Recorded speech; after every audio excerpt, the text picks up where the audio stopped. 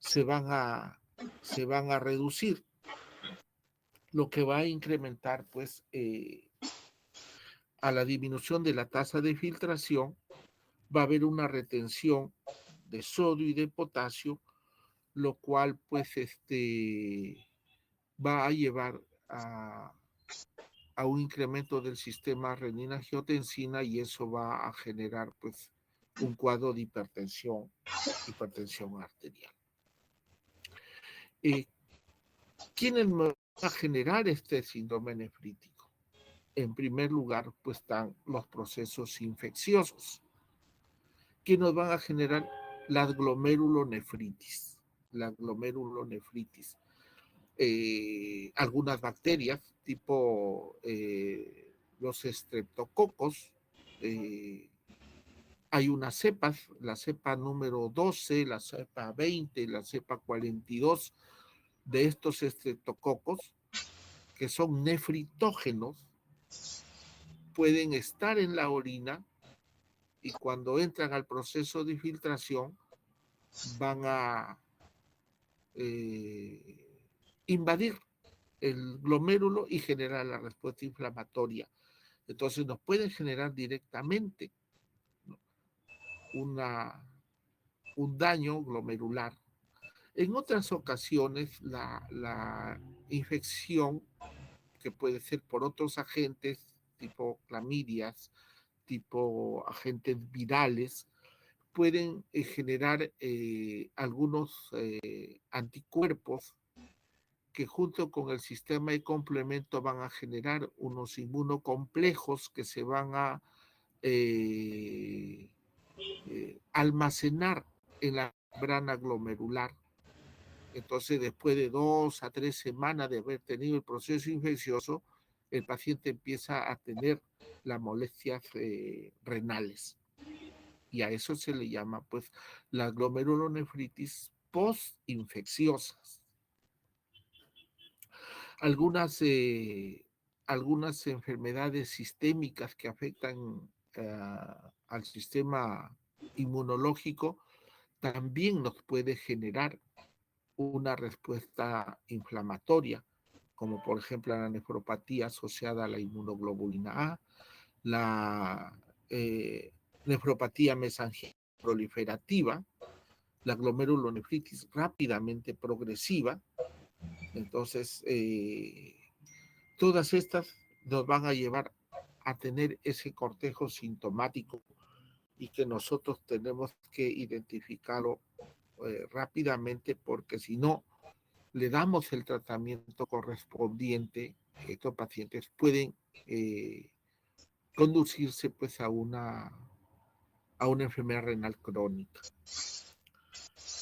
Acá también tenemos un esquema de la fisiopatología que nos va a generar el síndrome nefrítico, ¿no? Un proceso infeccioso. En este caso están tomándolo al estreptococo beta hemolítico, que nos genera infecciones a nivel de la garganta o a nivel de la piel, que son cepas especiales que van a tener ciertas formas de adherencia a nivel del glomérulo. Entonces nos pueden generar también una respuesta de este tipo inflamatorio. Entonces, cuando nosotros tenemos este paciente que nos viene con hematuria, nos viene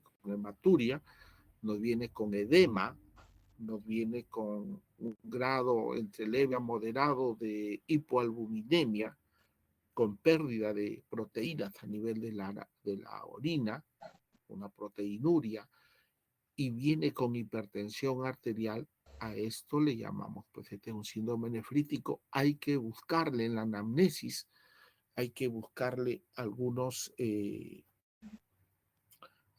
estigmas de alguna infección previa, ¿no? Si es que no nos refieren porque tal vez fue intrascendente, no lo tomaron en cuenta, ¿no? Muchas padecemos infecciones triviales que dejamos que se autolimite nada más, entonces hay que examinarlo al paciente.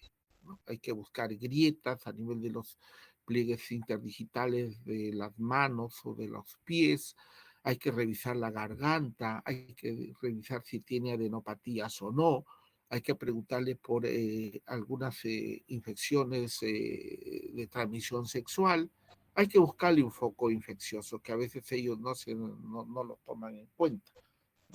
Si es que sufren de alguna enfermedad, de una infección crónica autoinmune, hay que preguntarle si es que este paciente tiene artritis reumatoide o tiene lupus eritematoso o algunas otras enfermedades autoinmunes que puedan estar relacionadas con alteraciones en las inmunoglobulinas.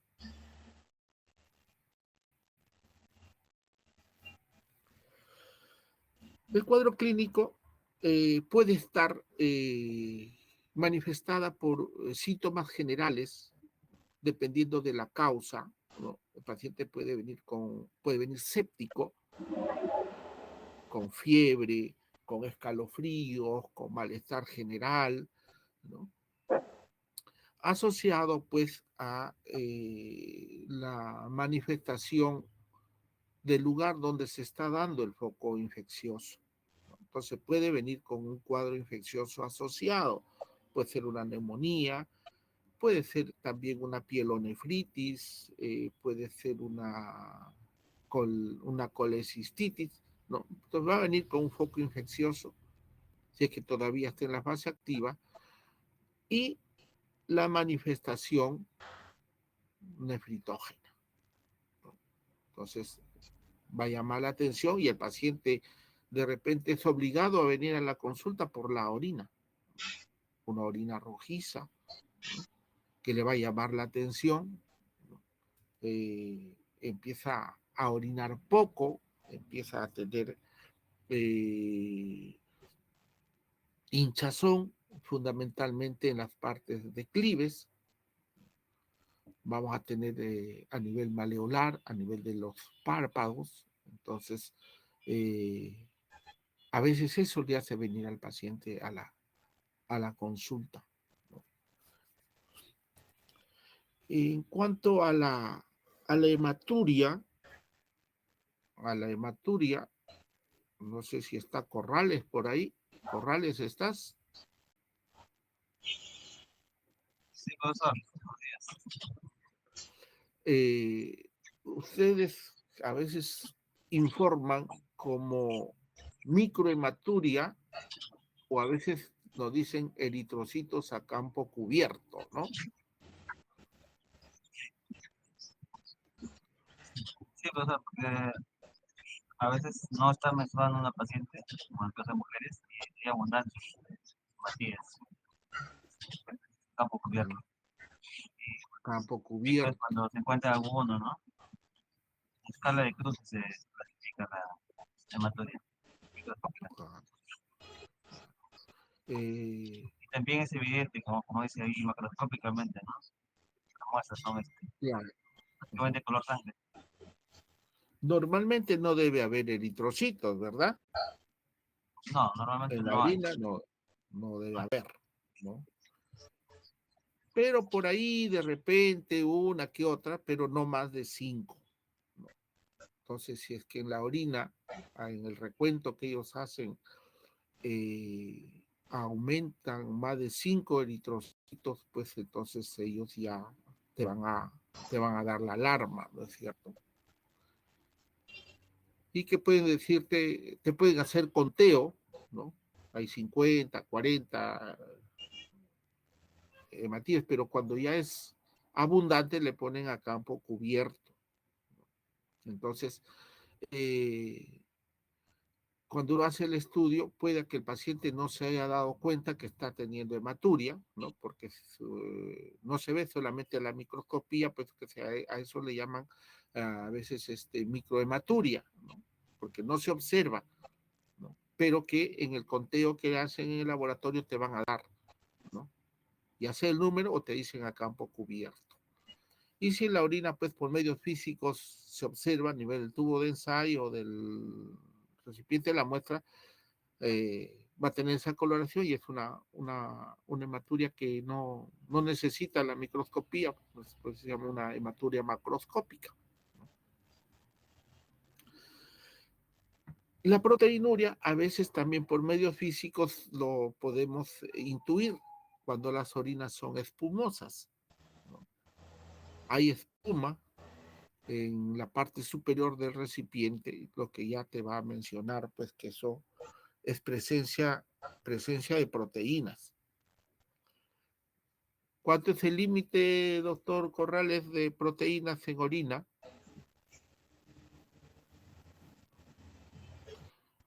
Hay pequeñas,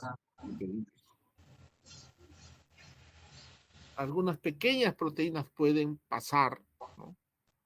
¿Cuál es el tope, doctor Corrales? Menor a 30. Hasta 150 miligramos por orina de 24 horas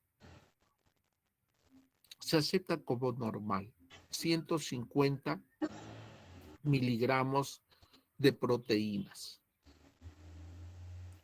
en orina de 24 horas. O no más de 30 miligramos de albúminas. Por eso que cuando nosotros hacemos estudio del glomérulo, podríamos pedirle proteinuria o también podemos pedirle albuminuria. Las albúminas no deben pasar de 30 miligramos.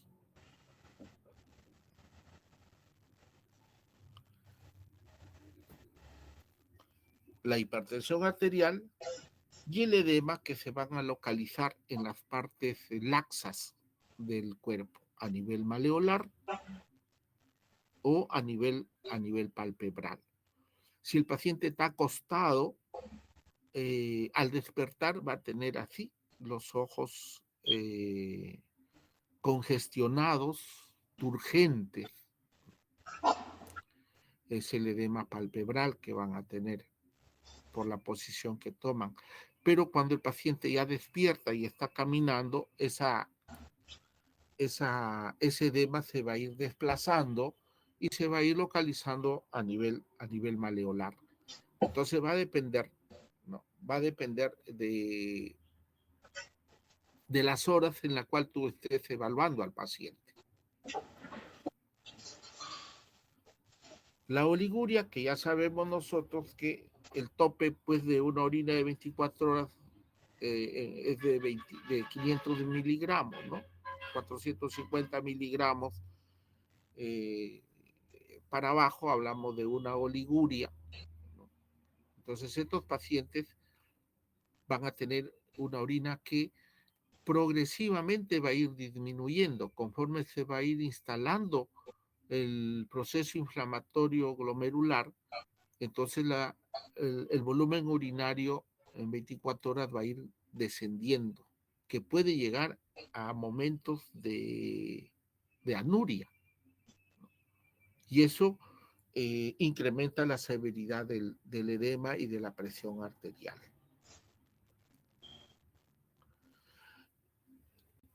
Como hay una respuesta inflamatoria, el sistema de complemento, el C3, el sistema de complemento, el C3, es el que está disminuido. Los elementos celulares de la respuesta inflamatoria, para que anclen, para que se fijen en la membrana glomerular, necesitan del C3. Entonces, el C3 va a estar consumido. Doctor Corrales, usted ha utilizado el término de la opsonización.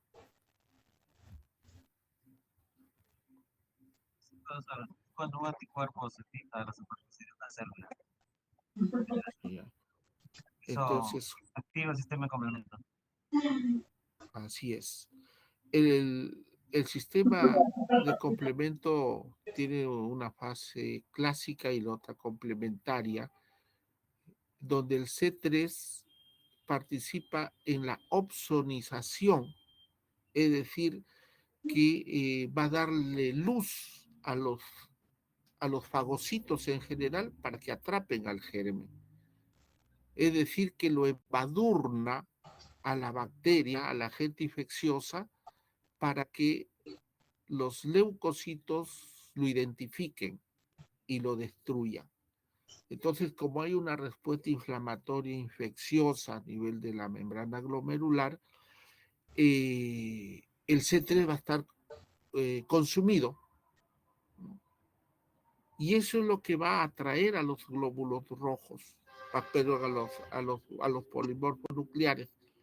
Lo va a atraer y lo va a hacer que se concentren a nivel de la membrana glomerular, a veces formando unas semilunas, conglomerados de leucocitos, debido a que el germen que se está focalizando en ese punto, en el periodo de invasión celular bacteriana, va a hacer de que en esa zona se concentren los leucocitos en forma de semilunas. Y hay consumo del C3. En cambio, C4, C5, esos están normales.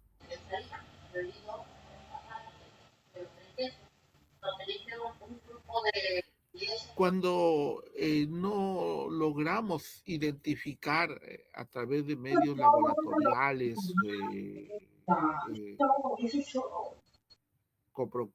hemocultivos, urocultivos, entonces se va a llegar a la biopsia. Entonces en la biopsia se va a ver pues algunos hallazgos. Y acá les he cogido una lámina donde estamos viendo el glomérulo totalmente inflamado, ¿no? Está inflamado. Hay una invasión de polimorfonucleares, ¿no? Por eso que se nota una hipercelularidad. Y en los márgenes del glomérulo vemos estas semilunas. Entonces ya desprenden ustedes cómo estos conglomerados de leucocitos pues van a afectar la filtración glomerular. Algunas áreas de esta membrana, producto de la respuesta inflamatoria, se rompen, se necrosan, se isquemian, y es por ahí donde los eritrocitos van a atravesar y van a aparecer a nivel de la orina. La más frecuente de los síndromes nefríticos son las glomerulonefritis postestreptocócicas, pero también hay algunas que pueden resultar de una activación de nuestro sistema inmunológico, de nuestras inmunoglobulinas. Y ahí tenemos nosotros a la nefropatía por inmunoglobulina A, que afecta la parte del mesangio, del intersticio glomerular. Algunas enfermedades autoinmunes, como el lupus eritematoso sistémico, también va a activar el sistema inmunológico, va a haber inmunoglobulinas que van a generar inmunocomplejos y engrosamiento de esta membrana glomerular.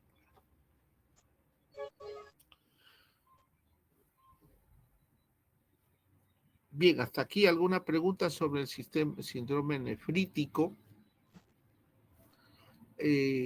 Como pautas generales a estos pacientes, pues hay que someterle a reposo.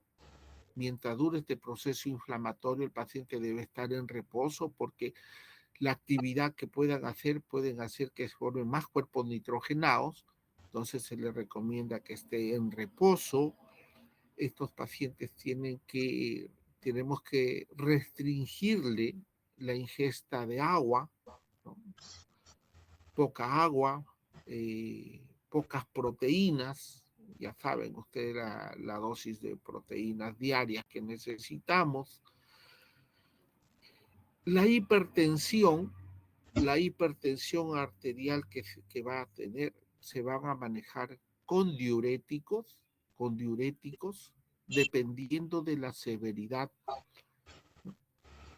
Si es que la oliguria es moderada, podemos utilizar tiacidas, hidroclorotiacida, 25 miligramos, así son las tabletas, cada 8 o cada 12 horas. Pero si es que la oliguria es muy severa, tenemos que usar diuréticos de asa, usamos furosemida, con dosis sumamente altas, damos hasta 10 miligramos por kilo día. A veces le ponemos 80, 100 miligramos cada 6 horas, cada 4 horas, de que se genere diuresis y así no se concentre la sangre y formen tapones dentro del sistema tubular. Cuando son inflamaciones de tipo autoinmune, le vamos a hacer corticoterapia. Hay que darle corticoides, ¿no? Prednisona, a la dosis que ya seguramente les han enseñado, ¿no? Por el tiempo que dure pues este proceso. Mayormente es entre 2 a 3 semanas que dure el proceso de la inflamación y luego el paciente va recuperándose y entonces empezamos también a disminuir la dosis. No utilizamos AINES, porque ustedes saben que los antiinflamatorios no esteroideos te alteran el flujo plasmático renal y pueden también generarnos pues una necrosis tubular aguda. Un riñón que ya está dañado, no le vamos a someter a esos riesgos, ¿no? Entonces, en lo posible no utilizamos AINES, corticoides. Ese es el síndrome nefrítico. Para diferenciarlo de otro síndrome que afecta también el glomérulo, pero que no no es una respuesta inflamatoria, no se instala agudamente, no hay una infección previa, ¿no? Entonces esta lentamente puede ir dañándonos la membrana glomerular y producirnos también una falla renal. El síndrome nefrítico sí nos permite darle tratamiento y resolver a plenitud el síndrome nefrítico, lo resolvemos, ¿no? Solucionamos el problema. Hay un bajo riesgo, excepto la membrana proliferativa, que es muy agresiva, nos puede dejar secuela, ¿no? Pero el resto de síndrome nefrítico sí se puede resolver. A diferencia del síndrome nefrótico, el síndrome nefrótico es un poco más refractario, es de instalación más lenta, está asociada a otras enfermedades crónicas. Entonces pueden ser ya complicaciones tardías de otras enfermedades, ¿no? ¿Qué caracteriza al síndrome nefrótico? El edema marcado que va a tener el paciente. Hay un edema bastante acentuado, una gran proteinuria,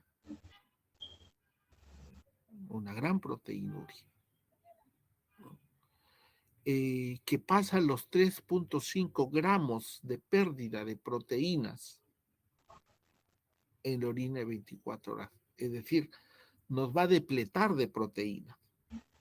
Por eso es que el paciente va a perder muchas de las albúminas, porque las albúminas son las proteínas más pequeñas que tenemos.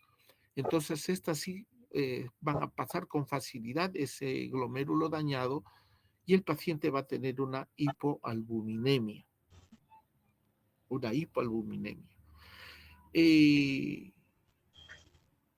Como ustedes saben, la albúmina a nivel del líquido intravascular sirve para retener el agua, ¿no? Contrarresta la presión hidrostática. Entonces, como tenemos hipoalbuminemia, entonces la agua que está en el componente vascular va a ser desplazado al intersticio. Por eso estos pacientes hacen edema muy marcado. A diferencia del nefrítico, que tiene una hipoalbuminemia, pero que no es tan severa. Puede llegar entre 500 a gramo y medio de pérdidas de proteínas, ¿no? Pero en el síndrome nefrótico sí va a haber pues un edema muy, muy acentuado en estos pacientes. Entonces ahí tenemos una imagen cómo pues el paciente se va a edematizar muy severamente y puede ascender y hacerse un edema generalizado. Cuando el edema es generalizado, ahí hablamos nosotros de anasarca. La anasarca es el edema generalizado. Entonces el paciente va a venir así, ¿no? Con anasarca, va a tener una hipoalbuminemia que nos va a llevar a otras alteraciones.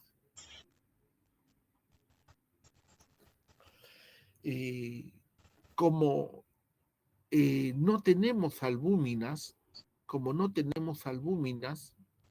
el hígado va a empezar a tratar de producir masivamente también albúminas para compensar.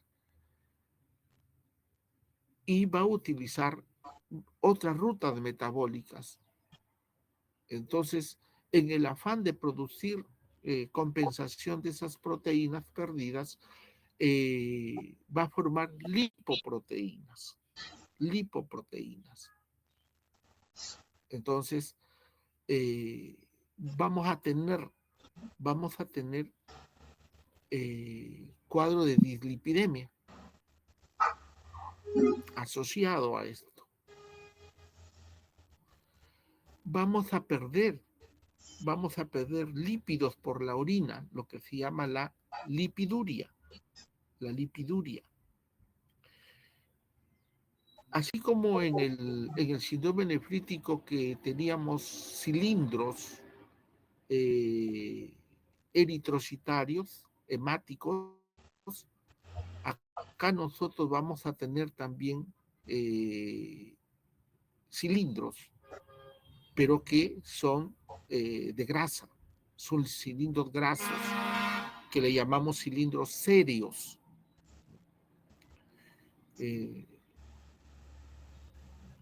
Por la concentración que puede tener estos lípidos a nivel del sistema tubular, pueden también formar eso.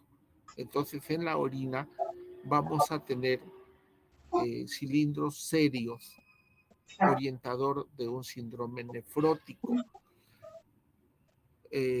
cilindros hemáticos, sugestivo de síndrome nefrítico. Y hay otros cilindros más, podemos tener cilindros hialinos. Los cilindros hialinos son por cristalización de algunos iones, ¿no? Los oxalatos de calcio pueden cristalizarse y también formar unos conglomerados y nos van a dar los cilindros hialinos. Los pacientes que están deshidratados van a formar cilindros hialinos, cristaluria, entre otros, ¿no? Entonces, en el examen de laboratorio, cuando pedimos el examen, la orina completa, también hay que pedir el sedimento urinario, donde ahí es donde nos van a informar si hay o no la presencia de estos elementos que ayudan al diagnóstico. Como hemos perdido esas albúminas y el hígado empieza a trabajar ya anormalmente, entonces puede también alterarse las inmunoglobulinas, lo cual le va a llevar al paciente a tener una inmunodeficiencia que le va a condicionar a que puedan tener infecciones muy severas estos pacientes. Hay, hay una disminución del sistema de la coagulación. Entonces, los factores de la coagulación pueden estar disminuidos, excepto el fibrinógeno. Es una característica del síndrome nefrótico. Vamos a tener, si nosotros le hacemos el perfil de coagulación, que tenemos que hacerlo en estos pacientes, todo paciente que tiene un problema hepático siempre le vamos a pedir factores de coagulación, tiempo de protrombina, tiempo de sangría y algunos marcadores de la coagulación, pero el fibrinógeno va a estar aumentado. Está aumentado porque como es una proteína bastante grande, esa proteína no se pierde por la orina. Entonces esta se va a concentrar y el fibrinógeno va a estar por encima de 300 miligramos. Es una característica del síndrome nefrótico. Entonces lo que caracteriza pues a este síndrome viene a ser el edema que va a presentar, que cada vez se va incrementando, acompañado pues de una gran hipoalbuminuria y una gran proteinuria de más de 3.5 gramos de pérdida diaria. Entonces eso lo lleva al paciente a tener una carencial, va a estar inmunodeficiente, ¿no? Y la retención de agua le puede llevar pues a una insuficiencia cardíaca. Sobre el edema, hay varias explicaciones que se van a dar. Obviamente que la clásica y la entendible es la que se genera por la proteinuria que se está generando. Sin embargo, también se ha visto de que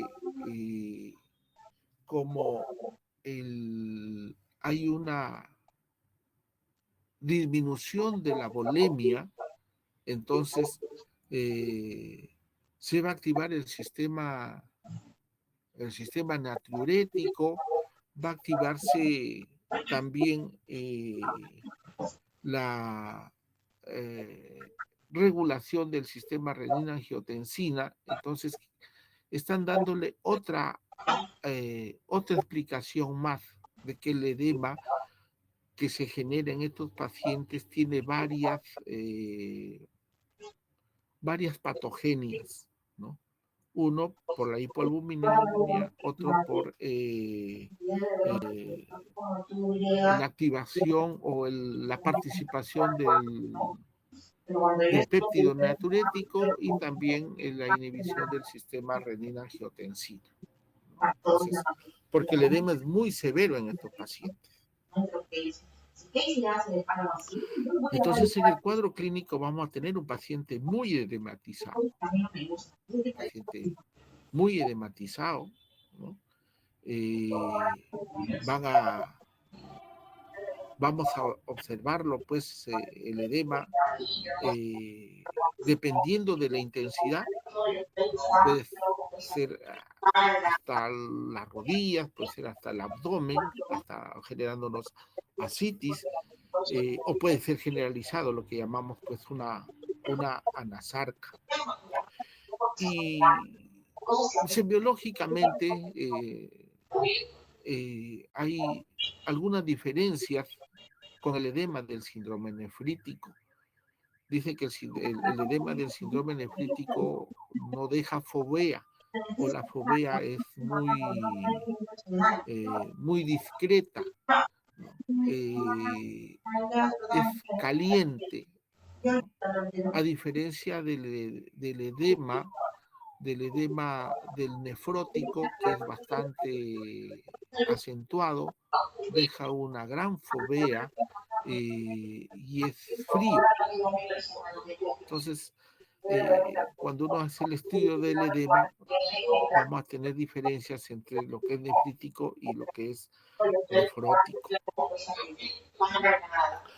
Como los intestinos están también llenos de agua, ¿no? Estos pacientes van a tener anorexia, van a tener vómitos, van a tener cólicos, dolores abdominales, y dependiendo del grado de retención de líquido, estos pacientes podrían hacer hipertensiones, pero no tan severas como en el nefrítico.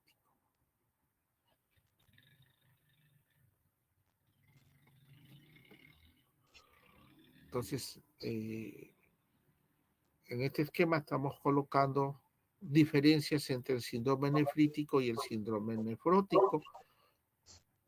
El nefrítico es agudo, ¿no? Es de rápida instalación, se puede resolver en su totalidad, a diferencia del síndrome nefrótico, que es más insidioso su presentación, nos puede llevar a una enfermedad renal crónica, ¿no?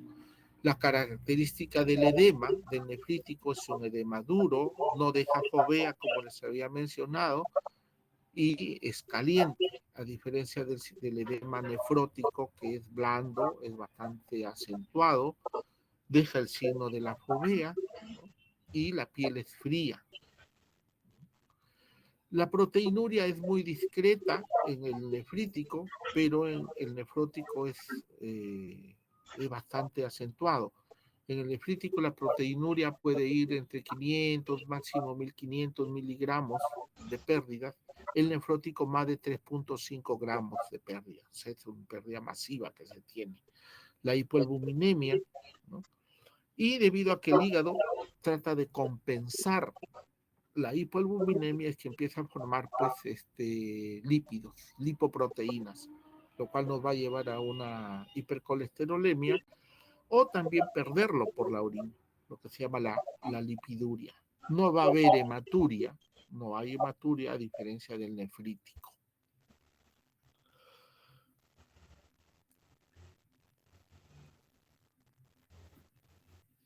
Muy bien, esto es lo que podríamos haber conversado hoy día. Hemos tratado de resumir debido a que hemos tenido esta falla y algunos otros aspectos pues que están en las diapositivas que los voy a pasar más luego. Si hubiera alguna pregunta, estimados.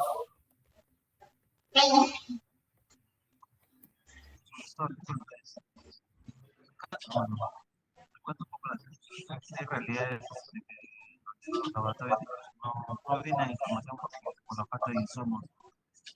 Se podría hacer la diferenciación de estas dos patologías sin exámenes de laboratorio. Te escucho un poquito entrecortado.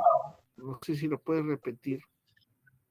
Si es que tuviésemos déficit de reactivos en un laboratorio, el diagnóstico se puede realizar a pesar de tener no tener valores de laboratorio. Sí, clínicamente. Que te digo, como experiencia, yo estoy haciendo mi servicio rural por la parte de la sierra, bastante alejada, ¿no? Y me viene, incluso veo un profesional de la salud que viene de matizado.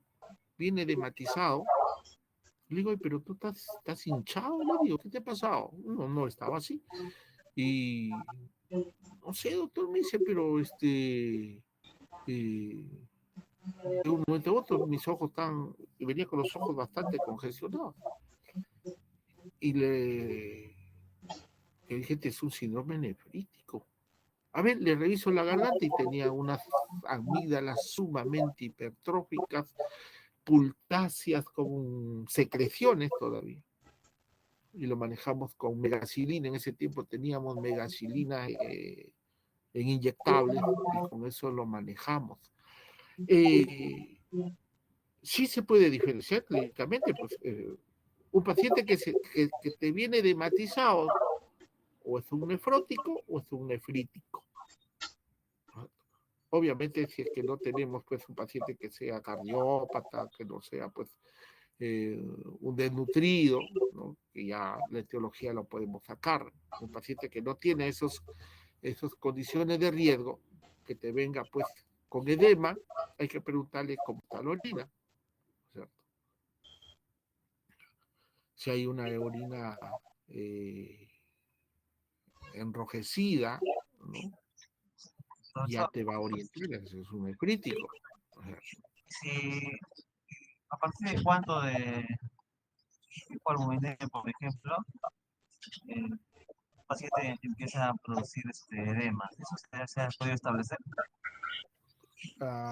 muy relativo para decir, pero cuando el riñón ya empieza a generarte daño es más de 30 miligramos de albuminas y más de 150 miligramos de proteínas totales en orina de 24 horas. A partir de ahí es que ya tú tienes que intuir de que esta membrana glomerular está alterada. Obligatoriamente hay que hacer el examen de la depuración de la creatinina, pues, que es digamos, el estándar para poder nosotros decir qué grado de depuración o de daño renal está teniendo el paciente. Para eso han aprendido su fórmula, ¿no es cierto? 140 menos la edad por el peso sobre 72 por la creatinina. Eso les va a ayudar bastante.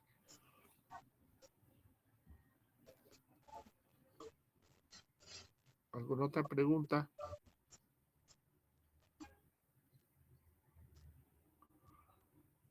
Bien, si no hay preguntas, vamos a cerrar esta. Tengo que tomar asistencia, por favor. Pucha, ya les pondré a algunos, pues.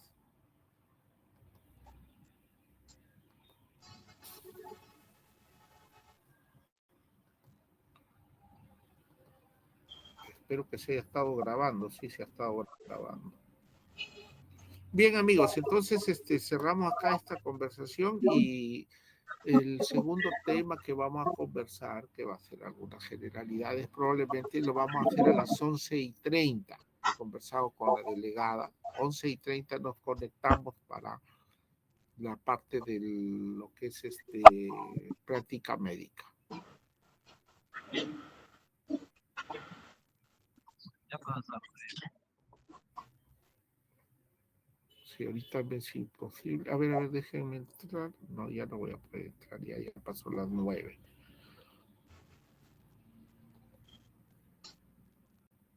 A ver los que están, por favor, antes que se vayan, para ponerles en la asistencia. Acuña. Presente. Buenos días. Aguilar,